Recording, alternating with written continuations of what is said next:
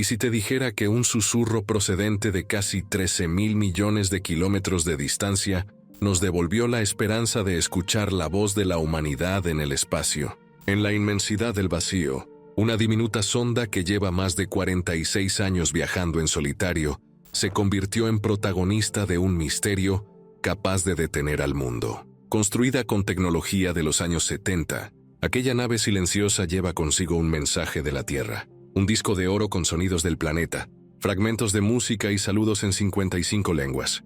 Es, en realidad, nuestra cápsula del tiempo lanzada al océano cósmico. En julio de 2023, esa voz interplanetaria se apagó de golpe. Durante casi 2 semanas, la mayor garantía que teníamos para conocer la región entre las estrellas desapareció sin dejar rastro. Pero en un día ordinario de agosto, algo extraordinario rompió el silencio.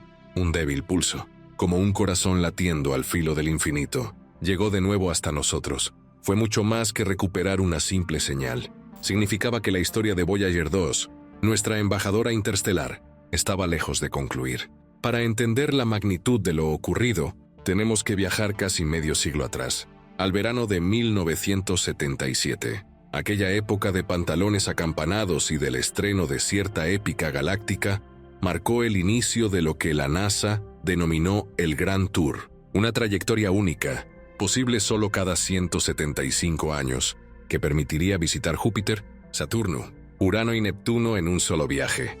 Así, el 20 de agosto despegó el cohete que llevaría a Voyager 2 fuera de nuestra atmósfera, seguido por su gemela 16 días más tarde. Lo previsto era una misión de apenas 4 años, un vistazo fugaz a los 2 gigantes gaseosos más cercanos. Nadie imaginó entonces que esas sondas seguirían transmitiendo información casi 5 décadas después, ni que serían los primeros objetos construidos por el hombre en abandonar por completo el sistema solar. Cada Voyager pesa tanto como un turismo pequeño, y su memoria, con apenas 69 kilobytes, resulta ridícula frente a cualquier teléfono inteligente actual. Aún así, estas máquinas afrontaron la aventura planetaria más ambiciosa de la historia. Su rasgo más célebre, el que convierte al proyecto en leyenda, es ese disco dorado que llevan a bordo. Placas de cobre chapadas en oro que contienen 115 imágenes de la Tierra, sonidos naturales, melodías de diversas culturas y saludos en diferentes idiomas. Piensa en ello como un mensaje en una botella, lanzado para que cualquier forma de inteligencia lo encuentre, cientos, miles o millones de años después, mientras vaga entre las estrellas. A lo largo de su historia, Voyager 2 superó las expectativas, fotografió volcanes activos en Io, descubrió la complejidad de los anillos de Saturno y se convirtió en el primero en atravesar los dominios de Urano y Neptuno. Pero el episodio más dramático sucedió en pleno siglo XXI, el 21 de julio de 2023. Después de 4 décadas y media de funcionamiento casi impecable, un comando rutinario desvió la antena principal tan solo 2 grados de su alineación perfecta con la Tierra. Apenas el ancho de un pulgar al levantar el brazo, pero a través de 13.000 millones de kilómetros. Aquel mínimo desplazamiento bastó para que la comunicación se interrumpiera por completo. Desde el laboratorio de propulsión a chorro de la NASA al sur de California, los ingenieros contemplaron con horror cómo la transmisión, ininterrumpida desde 1977, se desvanecía. No existía una nave de reserva, ni una cámara para comprobar el daño, ni un equipo de reparaciones capaz de materializarse en medio del espacio interestelar. Voyager 2 permaneció a la deriva, en un entorno donde el Sol es una estrella más, sin que ninguna voz humana hubiese resonado jamás en esa soledad.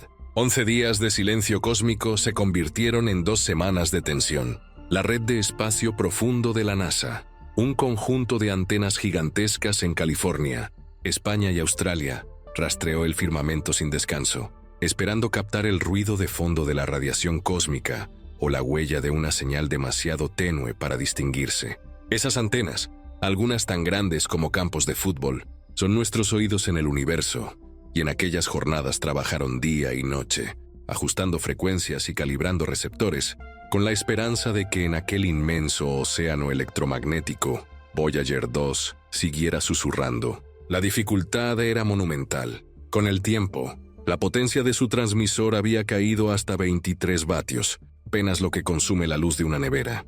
y ese débil haz de datos debía recorrer 13.000 millones de kilómetros antes de alcanzarnos, reduciendo su fuerza a una fracción ínfima, miles de millones de veces inferior a la de una pila de reloj. Encontrar semejante murmullo era como tratar de escuchar un susurro en Nueva York, estando uno en Los Ángeles. A medida que transcurrían los días y los platos de radioastronomía regresaban con el mismo murmullo cósmico, la preocupación crecía. Quizá el reactor nuclear que suministra energía a la sonda había caído por debajo del nivel crítico. ¿Se habría dañado alguno de sus sistemas antiguos tras décadas expuestos al castigo de la radiación interestelar? La sola idea de perder para siempre aquella conexión, de silenciar uno de los mayores logros de la ingeniería humana, estremecía a quienes comprendían el alcance científico que cada bit aportaba de un territorio inexplorado, quizás inalcanzable para nosotros durante siglos. Y entonces, cuando casi nadie lo esperaba, el milagro ocurrió. Un pulso tan débil que apenas se diferenciaba del zumbido de fondo. Un latido que decía, aquí sigo. Fue el instante en que todo un planeta contuvo el aliento. No se trataba solo de rescatar una máquina, era preservar nuestra voz, nuestro anhelo de trascender fronteras y de dejar un legado en la inmensidad cósmica. Desde ese momento, la misión de los ingenieros se transformó en el rescate más lejano jamás intentado por la humanidad. Un rescate que demostraba, una vez más, que cuando la curiosidad y la tenacidad se unen, podemos mantener viva una chispa humana, incluso a miles de millones de kilómetros de casa. Imagina el centro de control de la NASA hundido en la penumbra, solo iluminado por el baile hipnótico de pantallas verdes y naranjas. A cada lado de la sala, ingenieros y técnicos se aferran a sus asientos como si de un simulacro de aterrizaje se tratase, aunque el avión esté más allá de toda pista. No es Júpiter ni Saturno lo que ahora preocupa, sino un punto diminuto en el firmamento. Esa nave de 50 años que ha viajado más allá de Plutón, más allá de los confines de nuestro halo magnético, adentrándose en el dominio donde el viento estelar desplaza el polvo galáctico. Cuando el silencio se apoderó de sus consolas, cada uno de esos profesionales sintió como si la Tierra dejara de latir. En los días previos al restablecimiento, los cálculos de trayectoria se revisaban decena de veces por hora. Un error de 0,005 grados en la orientación de los propulsores podía suponer que la sonda apuntara su antena hacia el vacío, en lugar de hacia nuestra modesta roca azul. Para minimizar el riesgo, los ingenieros desarrollaron un plan de contingencia tan delicado como un acto de prestidigitación. Enviaron secuencias de comandos embebidas en señales de radio de altísima ganancia, utilizando antiguas rutinas escritas originalmente en Fortran, el mismo lenguaje que usaban en los 70, y rediseñadas luego para mejorar la robustez. Cada instrucción debía atravesar esas 13.000 millones de millas de espacio y, al llegar, sincronizar con los relojes de la nave, tan precisos que solo se desvían un segundo cada 100.000 años. Mientras tanto, en las antenas del Deep Space Network de Goldstone, California, en Robledo de Chabela, España y en Canberra, Australia, las enormes parábolas cambiaban lentamente su posición, casi imperceptible, como si respiraran al unísono con el planeta. Aquellas estructuras de acero, prácticamente tan viejas como la propia Voyager 2, respondían a los ajustes de azimut y elevación, dictados por algoritmos que consideraban la rotación de la Tierra, la refracción atmosférica y hasta el efecto Doppler, producido por el movimiento relativo de la sonda. Cada 20 minutos, la sala se estremecía con un bip, un paquete de datos nuevo, un fragmento de telemetría que confirmaba el estado de las baterías de radioisótopos, la temperatura de sus circuitos y la presión dentro de sus propulsores de hidracina. En uno de los pasillos de JPL, un grupo de veteranos de la misión compartía anécdotas que remontaban al lanzamiento. Entre ellos, un ingeniero que ahora ronda los 70 años recuerda la emoción de programar la cámara fotográfica para capturar la sombra de Io sobre Júpiter, como si fuera la silueta de un ave oscureciendo el gigante gaseoso. Otra ingeniera, hija de uno de los técnicos originales, habla de haber tocado con mano los primeros paneles de circuitos que, con 46 años de travesía a sus espaldas, aún enviaban datos fiables. Para ellos, Voyager 2 no es solo un experimento, es un miembro de la familia cuyas luces de estado parpadean con cada bit recibido. Mientras la operación de rescate avanzaba, el misterio de los campos magnéticos interestelares se colaba en las charlas informales. La sonda no viaja en un vacío absoluto. Se mueve entre nubes de gas tenuísimo y partículas cargadas, un mar de plasma que deforma su trayectoria en ínfimos ángulos.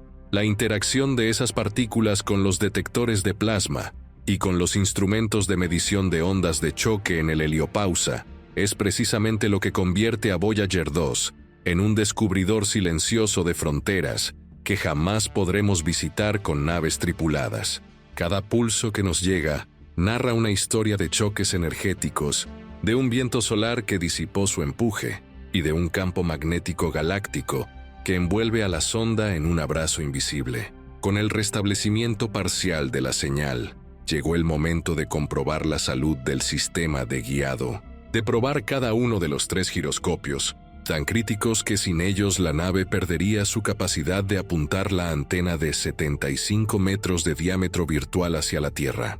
Era urgente también probar el generador termoeléctrico de radioisótopos, ese pequeño reactor que convierte el calor de la desintegración del plutonio en electricidad. Su eficiencia ha ido bajando con los años, y cada vatio recuperado tras el fallo representaba un triunfo de la ingeniería más pura. Reajustes de tensión, optimización de los convertidores de voltaje y lectura quirúrgica de cada sensor térmico. A nivel cultural, la reanudación de la transmisión dio pie a debates sobre el futuro de la exploración. ¿Qué sucederá cuando, dentro de quizás 100 años, esas 2 sondas, Voyager 1 y 2, sigan vagando y sean, acaso, la única huella de la humanidad allá afuera? El Golden Record se convierte en un legado que trasciende lo científico. Es un canto de esperanza, una melodía que conjuga bachianas sólidas y cantos aborígenes australianos, un catálogo de saludos y de sonidos que va desde el canto de las ballenas